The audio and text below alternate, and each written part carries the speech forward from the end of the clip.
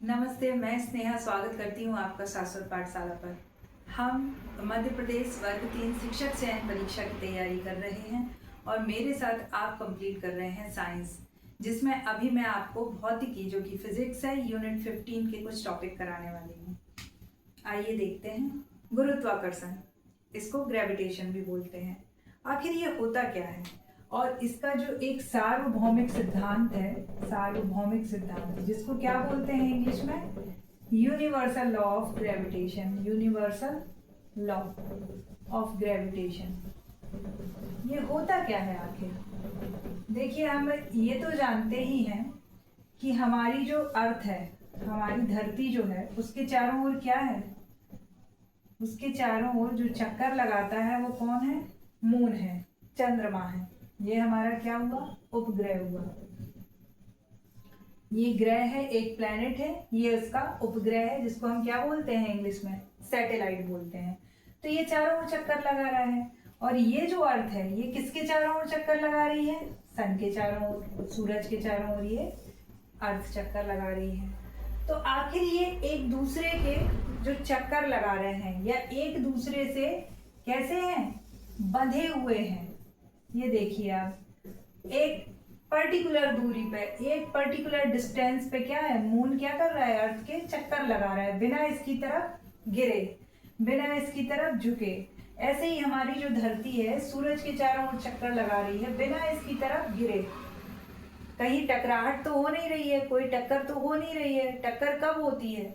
कभी कभी हमारी धरती पर खगोलीय पिंड आके गिर जाते हैं, गिर जाते हैं, हम बोलते हैं वहां पे क्या गिरा? उल्का पिंड गिरा। तभी टक्कर होती है हमारी धरती से। जो पिंड आके गिरते हैं उनकी टक्कर तभी होती है जब वो गिरते हैं।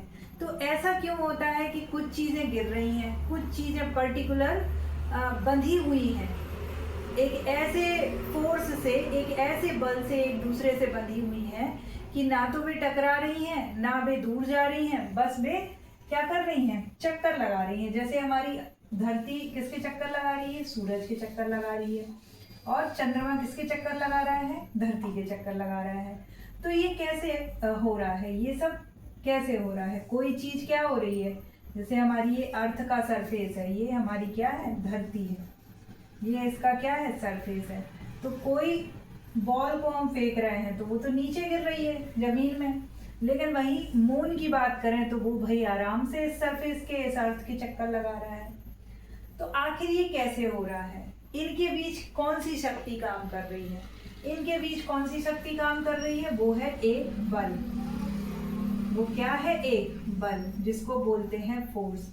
अब चूंकि ये सामान्य बल तो है नहीं कि मैंने बोला कि मैंने एक टेबल को उठा के बाहर रख दिया बल लगा करके, फोर्स लगा करके, तो ये कोई सामान्य बल तो है नहीं। ये तो कैसा है? एक स्पेशल टाइप ऑफ बल है, एक स्पेशल फोर्स है, एक विशेष प्रकार की प्रॉपर्टी है ये। इसलिए इसको कुछ नाम देना था तो नाम क्या दे दिया? ग्रेविटेशन।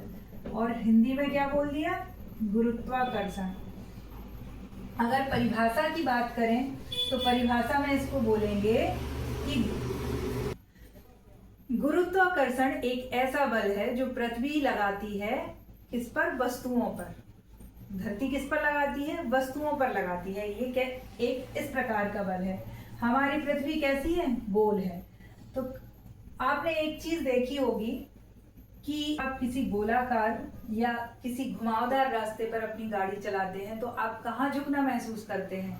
उसके सेंटर की तरफ, उसके केंद्र की तरफ। आपको ऐसा लगता है कि आपकी गाड़ी कहाँ झुक रही है? सेंटर की तरफ झुक रही है। यदि आप एक रस्सी में पत्थर बांधें और उस पत्थर को गोल गोल घुमाएं, तब आपको क्या लगेगा कि वो पत्थर कहाँ है? वो खिंचाव महसूस कर रहा है हमारे हाथ की तरफ। हमें बल का एहसास होता है। हमें किसका एहसास होता है? उस फोर्स का जो उस पत्थर पर एग्जर्ट हो रहा है। तो होता क्या है एग्जैक्टली कि ये एक सेंटर है। किस चीज का सेंटर है? जिस रास्ते की हम बात कर रहे हैं या जिस पूरे पाथ की बात कर रहे हैं, चाहे वो आपकी पत्थर जो बांधा हुआ है रस्सी में उसका कवर किया गया रास्ता हो या उस रास्ते से जिससे हम अपना व्हीकल लेके जा रहे हैं, तो सेंटर की तरफ क्या हो रहा है? फोर्स लग रहा है। तो ये फोर्स कौन सा फोर्स होता है? अभिसारी फोर्स होता है, या इसको कौन सा इंग्लिश में क्या बोलते हैं, सेंट्रीपेटल। तो किसी गोलाकार पाथ में या गोलाकार रास्ते में या किसी वृत्तीय पथ में केंद्र की ओर लगने वाला बल, केंद्र की ओर खींचने वाला बल, सेंटर की ओर अट्रैक्ट करने वाला जो फोर्स होता है वो क्या होता है, सेंट्रीपिटल, या हिंदी में अभिसारी बल होता है। तो हमारी पृथ्वी कैसी है, हमारी पृथ्वी भी तो गोल है, वो भी लगभग गोल, वैसे तो कैसी है, ध्रुवों पर चपटी है, लेकिन हम इसको अध्ययन की दृष्टि से क्या मान के चलते हैं, हमारी पृथ्वी है गोलाकार। तो पृथ्वी का भी तो कुछ केंद्र होगा, कोई सेंटर होगा पृथ्वी का। तो जब हर सेंटर पर किसी वृत्तीय पथ जो है, वृत्तीय रास्ता है, अगर उसके सेंटर पर फोर्स लगता है तो ये धरती भी तो अपने सेंटर पर क्या करेगी, फोर्स लगाएगी, सेंटर से फोर्स लगाएगी और वस्तुओं को क्या करेगी, अपनी ओर आकर्षित करेंगी। अब वस्तुएं क्या हैं, जो इस पे सरफेस पे लोग हैं, गाड़ियां हैं, ऑब्जेक्ट्स हैं, what ever on the surface of earth, सब कुछ क्या है, इसके इस फोर्स के दायरे में आता है, इस फोर्स के रीजन में आता है। तो केंद्र की ओर पृथ्वी द्वारा उसके केंद्र की ओर वस्तुओं पर लगने वाला बल क्या है, गुरुत्वाकर्षण बल है।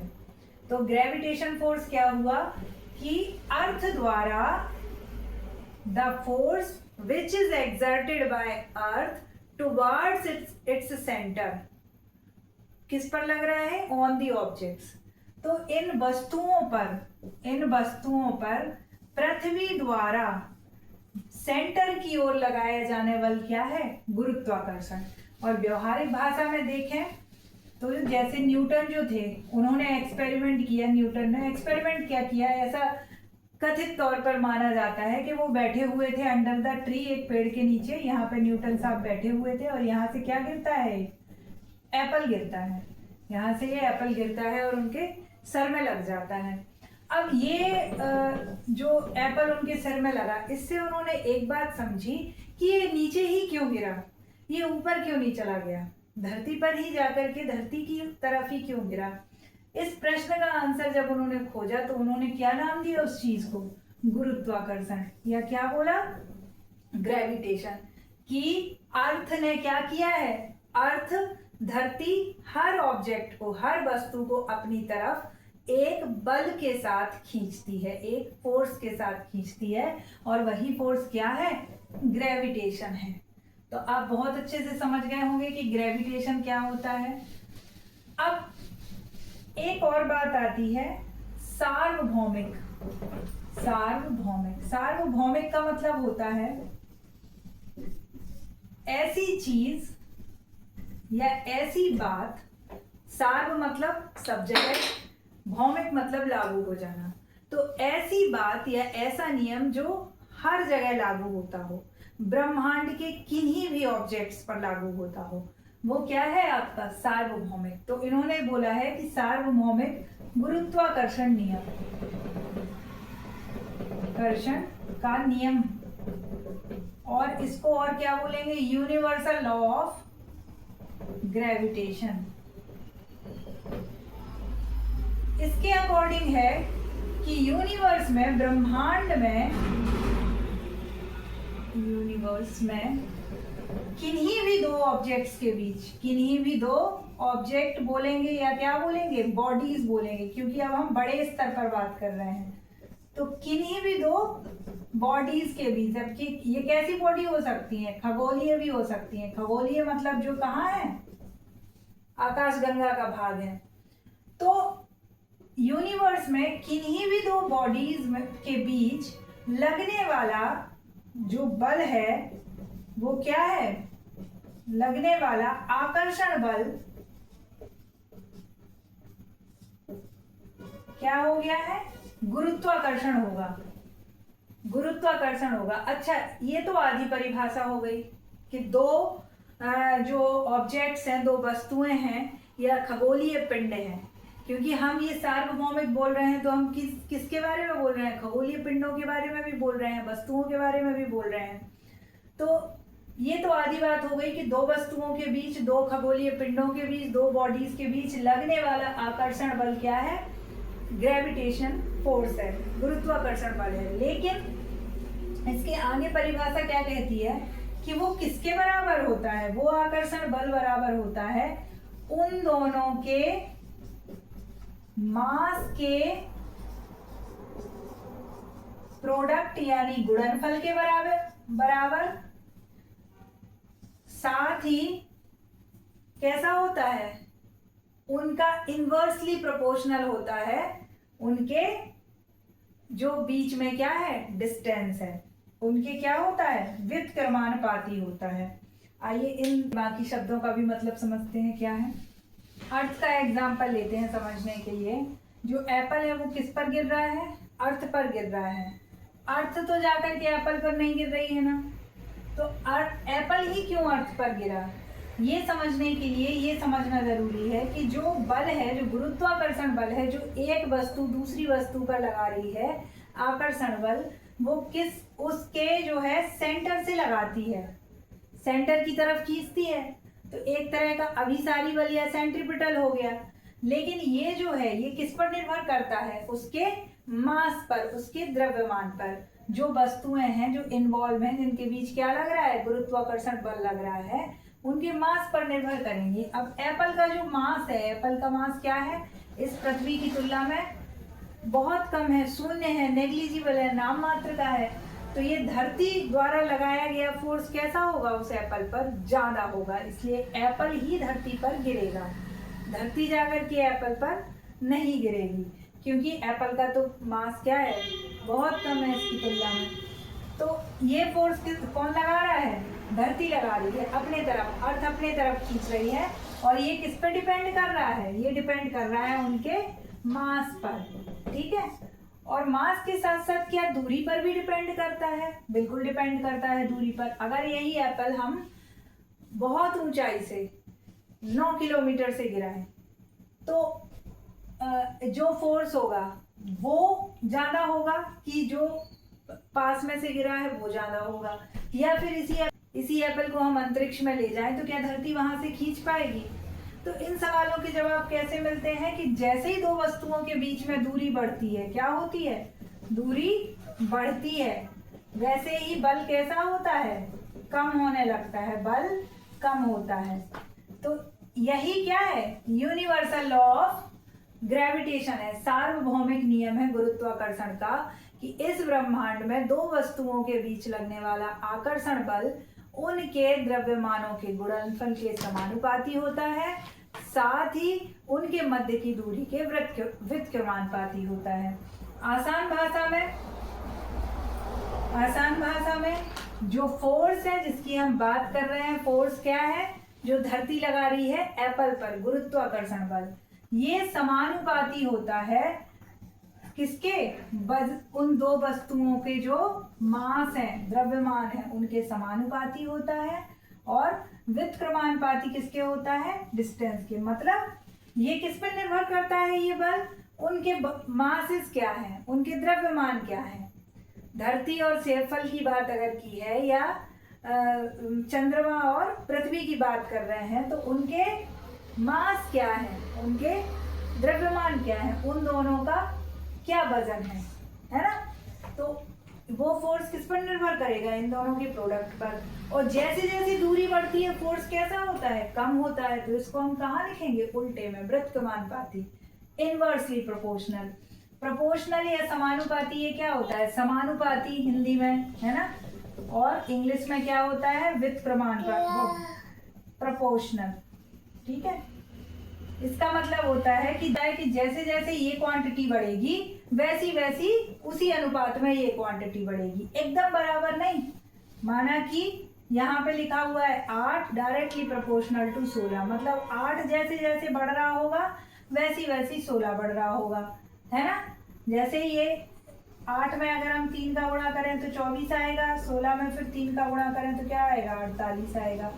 तो ये वो वाला सिंबल है, तो क्या होगा, उनके मासेस के गुणनफल के समानुपाती है, और जैसे जैसे दूरी बढ़ती है वैसे वैसे फोर्स कम होता है, तो उसको हमें कहाँ लिखना पड़ेगा, उसके भाग में, उसके वित प्रमाणपाती में, उसके इनवर्सली प्रोपोर्शनल में।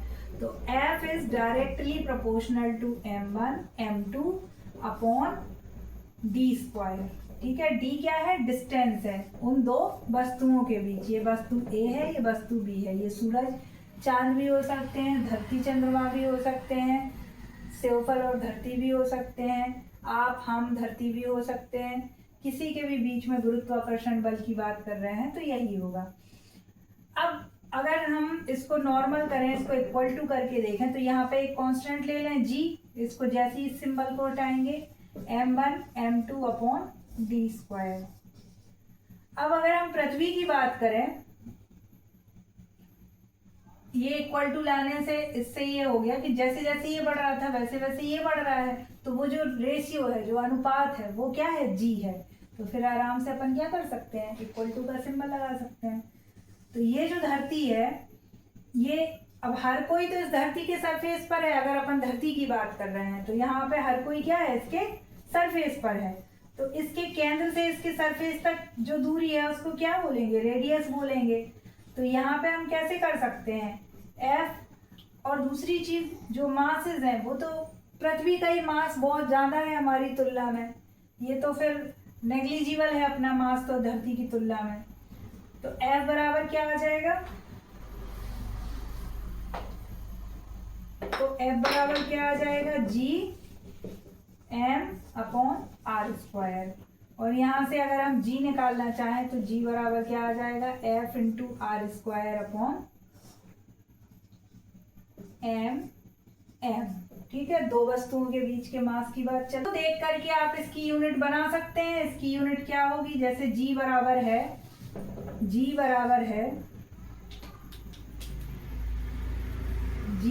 है F R square upon M।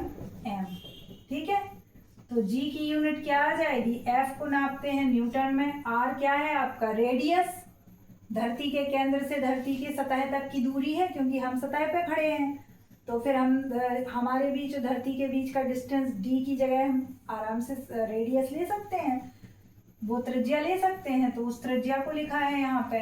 तो ये क्या है, आर स्क्वायर, और इसको नापते क्या है मीटर में, तो ये मीटर स्क्वायर अपॉन, ये पहली वस्तु का मास है और ये दूसरी वस्तु का मास है, मास को नापते हैं किलोग्राम में, तो किलोग्राम इंटू किलोग्राम, यूनिट क्या आ गई, न्यूटन मीटर स्क्वायर और केजी इनवर्स स्क्वायर।